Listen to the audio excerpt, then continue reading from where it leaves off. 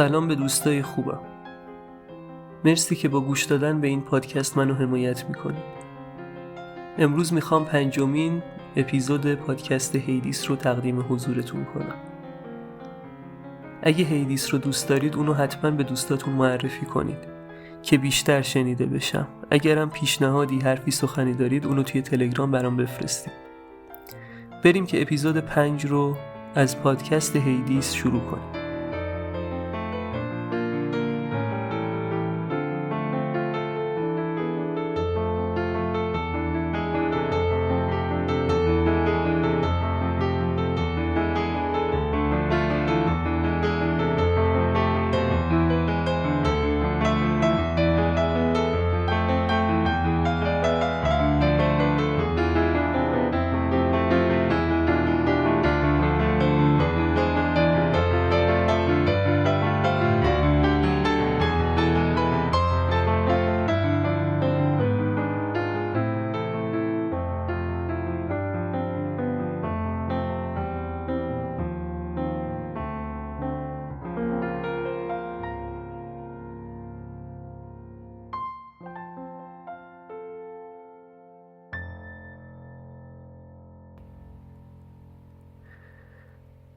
تصور کنید 2 شدید.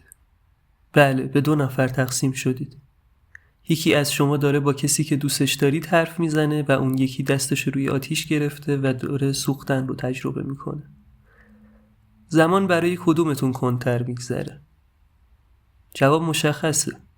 اونی که داره رنج میکشه. اونی که دستش روی آتیش نگه داشته.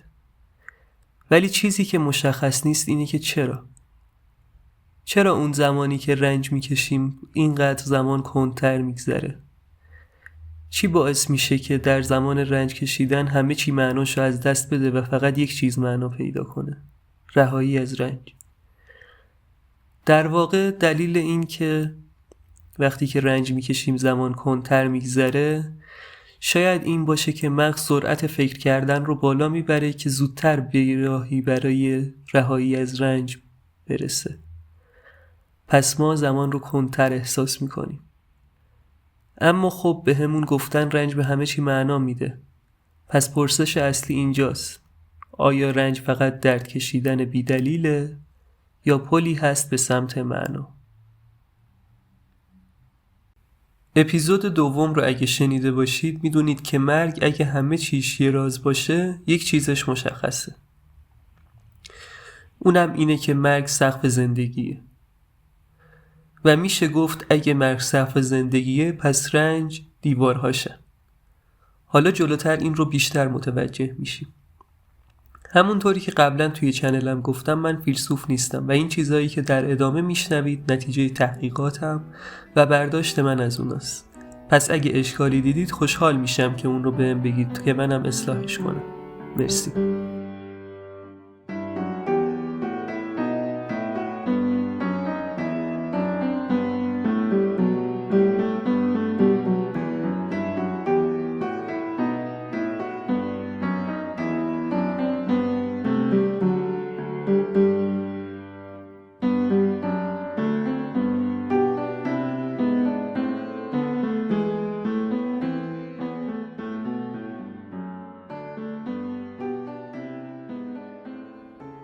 نیچه رنج رو ضروری میدونه، به طوری که اونو لازمه ای رشد میدونه. حتما اون جمله معروف نیچه رو شنیدید که گفته هر چیزی که منو نکشه قوی ترم میکنه. نیچه معتقد بود انسان در رنج و درد رشد میکنه و خوشی و آسایش انسان رو تبدیل به یه موجود سطحی و تنبل میکنه. شاید بشه گفت که به نوعی نظر نیچه راجع به درد شباهت‌هایی به نظر هایدگر راجع به مرگ داشته باشه. اگه اپیزود 2 رو به خاطر داشته باشید، هایدگر راجع به مرگ بر این عقیده بود که کسایی که یاد مرگ میکنن و اون رو پس نمیزنن زندگی اصیلی دارن و آگاهانه تر زندگی میکنن و تصمیم میگیرن. در مقابل کسایی که سعی دارن در فراموش کردن مرگ زندگیشون خیلی غیر اصیل میشه و سطحی و بدون آگاهی و با سرگرمی عمرشون رو به بطالت میگذرونن. اینجا شاید بشه گفت اگه این دوتا دیدگاه رو تلفیق کنیم تفکر راجع به مرگ هم نوعی درد هست. پس ما با تفکر راجع به مرگ رشد میکنیم و دردهای دیگه میشه گفت. نمیدونم.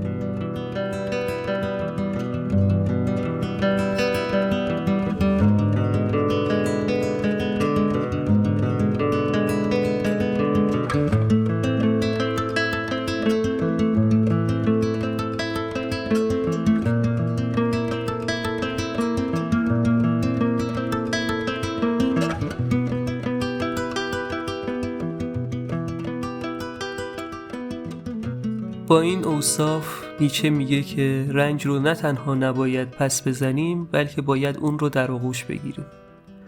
یعنی عشق به سرنوشت هر جوری که هست. یعنی از نظر نیچه وقتی رنجی به ما وارد شد به جای غر زدن راجع به این که چرا من باید این رنج رو بکشم باید بگیم که این رنج بخشی از داستان منه و من باید باهاش معنا بسازم.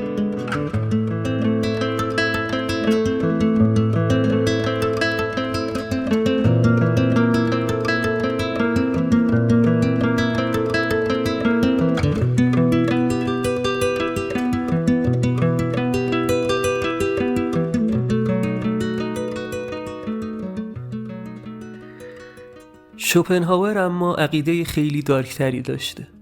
اون معتقد بوده که رنج ذات این جهانه و خوشی‌ها لحظه‌ای و زودگذر هستن. برای شوپنهاور نیروی اصلی زندگی نیروی خواستنه. نیرویی که ما رو همیشه در طلب چیزی نگه می‌داره. پس ما اینجا یه چرخه داریم. یه چیزی رو می‌خوایم، رنج می‌کشیم چون در حسرتشیم، بهش میرسیم، خوشحالی زودگذر و از اون چیز بی نیاز میشیم و طلب یه چیز دیگر رو میکنیم و این چرخه تا ابد ادامه پیدا میکنه. شوپنهاور یه جمله خیلی معروف داره که میگه انسان در نوسان بین رنج و ملال است. در واقع ما اینجا دو تا دیدگاه راجع به رنج داریم. هر دو رنج رو ذاتی میدونن ولی نیچه میگه باید بغلش کرد و ازش معنا ساخت و شوپنهاور میگه باید میل خواستن رو سرکوب کرد و به جاش به رهایی از رنج رسید. یعنی دو تا رفتار متفاوت در مقابل رنج. این وسط هایدگر میگه رنج ما رو به آگاهی از بودن خودمون پرت میکنه. هایدگر یه دیدگاه خیلی جالب ارائه میده. اون توی کتاب بودن و زمان میگه ما انسان‌ها موجوداتی هستیم که دائم درگیر پرسش بودن از خودمونیم. و رنج و اضطراب تجربه هایی هستند که ما رو میندازن وسط این معرکه. هایدگر بین ترس و اضطراب فرق میذاره. اون میگه که ترس یعنی ترسی که از یه چیز مشخص باشه، مثل ترس از حمله سگ. یعنی مثلا ما یه چیزی رو ازش میترسیم مثل زلزله یا هر چیزی دیگه. ولی خب اضطراب از هیچه، از خود بودنه. همون حس بیقراری که گاهی بی دلیل میاد سراغمون. بعضی وقتا که نشستیم یه دفعه یه حس بیقراری و اضطراب و تپش قلب میاد سراغمون که این از خود موجودیتمونه.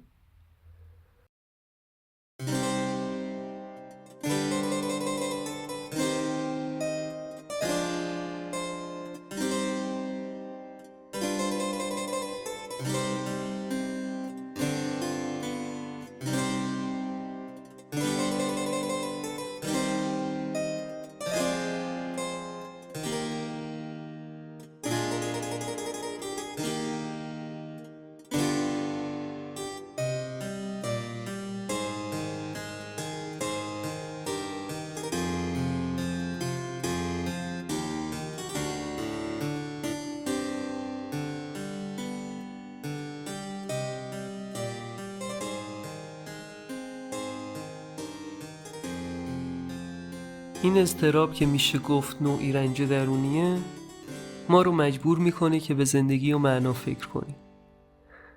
از نظر هایدگر مردم توی روزمرگی های خودشون غرق میشن. توی مسائلی مثل کار، قضاوت دیگران، روزمرگی. اما وقتی رنج میاد سراغشون، برای مثال با از دست دادن عزیزان، این نقاب ها میافتن و در حقیقت خودشونو تا حدودی آشکار میکنن. یعنی رنج باعث شکسته شدن روزمرگی و اصالت بیشتر زندگی و افتادن پرده های حقیقت میشه. و اما میرسیم به رابطه بین رنج و مرگ از نظر هایدگر. همونطور که گفتیم هایدگر میگفت مرگ ممکن ترین امکان هاست، یعنی اجتناب ناپذیره.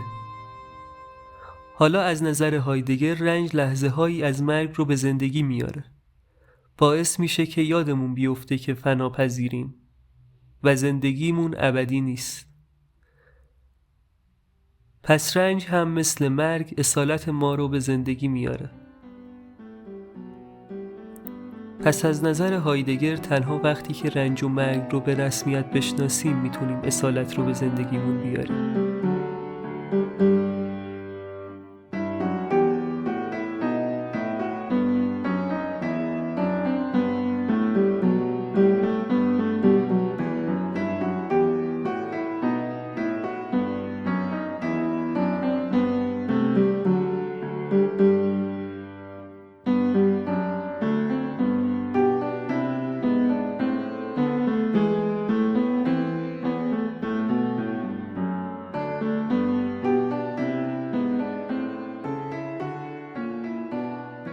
در کل شاید رنج زبان زندگی با ما باشه، یعنی زندگی با زبان رنج با ما حرف بزنه.